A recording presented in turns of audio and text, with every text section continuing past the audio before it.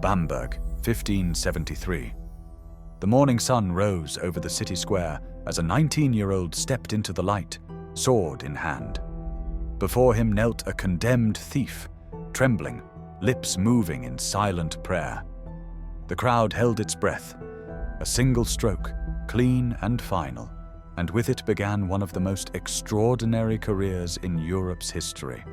Born into disgrace, Frantz Schmidt turned shame into order, recording every execution in a diary that became his legacy. If you're drawn to the hidden corners of history and the lives shaped by blood and law, subscribe for more. Frantz Schmidt was never meant for the sword. It was forced upon him. Years before his birth, his father, Heinrich, a humble woodsman, was ordered by the Margrave of Brandenburg-Ansbach to carry out an execution. Refusal meant death, so he obeyed, and with one stroke became what no man wished to be, an executioner. In the Holy Roman Empire, the role was both necessary and cursed. Executioners upheld the law, yet lived as outcasts, their families shunned, their children branded unworthy. Frantz inherited that mark, but instead of fleeing it, he swore to master it. If he could not change his name, he would redeem it through discipline and precision.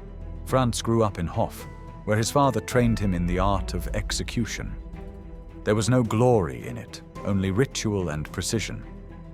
He learned to bind a prisoner without cruelty, to strike cleanly with the sword, to control the gaze of a restless crowd. A poor stroke was not just failure, it was a sin against order. To the townspeople he was both necessary and despised. Yet within that isolation, he shaped a code. Dignity could exist even in death, if met with discipline. By his late teens, Frantz had become a craftsman of control, the quiet hand of justice.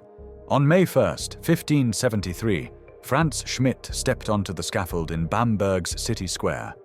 Before him knelt a young thief, bound and trembling beneath the morning sun.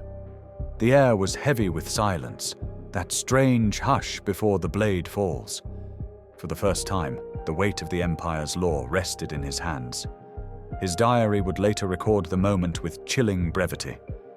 On May 1st, 1573, I wielded the sword for the first time in Bamberg.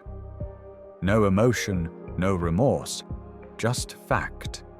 Yet behind those words lay a lifetime of inherited shame and unspoken resolve. When the sword fell, the crowd gasped. And then it was over. The city clerk noted his payment in the records, just another line among wages for butchers, guards, and clerks. Justice in the empire was methodical. And Frantz Schmidt, that morning, had become its most precise instrument. In the years that followed, Frantz Schmidt's name appeared regularly in city records. No longer just the son of a disgraced woodsman, he was now a contracted servant of the law. City councils hired him like any other official, his payments entered neatly into the ledgers. The executioner Frantz Schmidt is paid for the sentence carried out.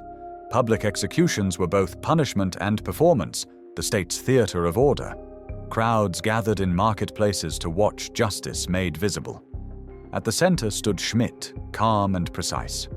He was no monster, but a craftsman of law, ensuring that even death served discipline. To serve imperial law was to master its instruments of death. Each punishment carried its own meaning: the sword for the honorable, the rope for thieves, the wheel for monsters. In his diary, Schmidt recorded each act with the detachment of a clerk. I beheaded Andreas Rascher with the sword. He had murdered a man on the road to Würzburg. No emotion, no judgment, only duty. Even cruelty had order. The breaking wheel shattered bones one by one. Mothers who killed their infants were drowned. Heretics and poisoners burned. These rituals were not meant for sadism, but for display, proof that sin could be named, punished, and erased beneath the watching eyes of the empire. For more than 40 years, Frantz Schmidt kept a meticulous record of every execution he performed: names, crimes, methods, and sentences carried out. His diary, spanning nearly 400 entries, is both history and indictment, a portrait of justice rendered in ink and blood. It begins simply. Leonard Ross of Sion, a thief, hanged. Bartel Doschent, murderer of 3, broken on the wheel. Bartel Mussel, who robbed and slit a man's throat as he slept, beheaded and displayed. The rhythm is relentless, each line a life, stripped to its verdict. Yet at times, tragedy breaks through the formality. Anna of Nuremberg, who slew her illegitimate child, drowned in a sack. George Sharp for lechery with 4 cows, 2 calves and a sheep, beheaded, then burned with the cow. 5 thieves, the youngest 13, hanged together in Nuremberg. None knew a prayer.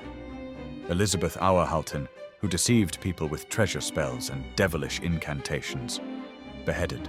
She had only 1 leg and was carried to the scaffold. Each entry ends abruptly, emotion forbidden. Through the monotony emerges a pattern, a hierarchy of sin. Thieves hanged, murderers broken, women drowned, heretics burned. Schmidt never moralized. His pen served the same purpose as his sword, to bring order. George Presegel, who killed his wife and hanged her to feign suicide, beheaded and dissected.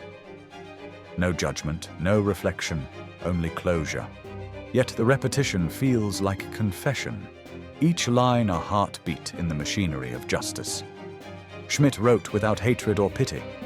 For him, precision was morality, the ledger his proof that death could be clean. Over 4 decades, Frantz Schmidt executed 394 people, and never once failed. His calm precision made him invaluable to the empire. His steadiness turned executions from chaos into ceremony. He did not taunt or rush the condemned. Prayers were spoken, faces lifted, and then the blade fell, swift, certain, final. To many, Schmidt embodied the paradox of his age, a man who killed not out of cruelty but duty. His discipline gave death its order, his hand the empire's control. In 1617, after more than 40 years in service, Frantz Schmidt performed his final execution. The sword that had defined his life was laid aside, its edge dulled by time and duty. But he did not vanish into silence. Instead, he reinvented himself. Using the anatomical knowledge gained from years of examining the condemned, Schmidt turned from punisher to healer. He began practicing as a medical attendant in Nuremberg, setting bones, stitching wounds, mixing herbal remedies. Where once the city feared his presence, now they sought it. Patients came to his door not in terror, but in hope. His transformation was quiet, almost poetic. The same hands that had ended hundreds of lives now preserved them. In his later diary entries, he wrote with humility, "I ceased serving at the block and began attending to the ill." For the first time, his craft no longer divided life and death. It bridged them. In 1624, Emperor Ferdinand II granted Frantz Schmidt what no executioner had known before: honor. By decree, he was declared Ehrlich, honorable, erasing the stain of his profession. The man once shunned was restored as a citizen of worth. When he died a decade later in Nuremberg, his grave bore no mark of shame, only the quiet dignity of a life judged at last as just. In the end, Frantz Schmidt's life stands as proof that even in an age ruled by blood and fear, honor could still be earned, not by escaping fate, but by mastering it.